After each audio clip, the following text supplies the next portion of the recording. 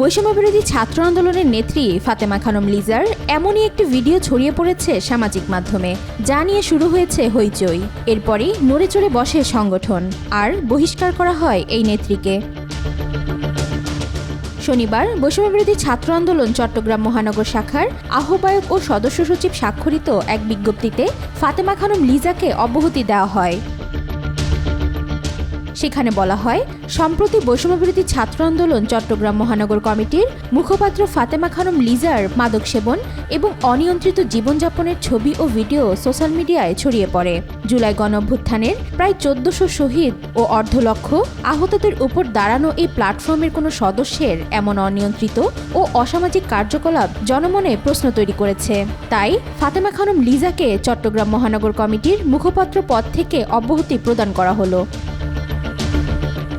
এর আগে জুলাই অভ্যুত্থানের শুরু থেকে নাহিদ ইসলাম, রাফি সহ অন্যান্য সমন্বয়কদের সাথে গুরুত্বপূর্ণ ভূমিকায় দেখা গেছে লিজাকে। তাই এই বহিষ্কারাদেশের বিরুদ্ধে চ্যালেঞ্জ ছুড়ে দিয়েছেন এই তরুণী।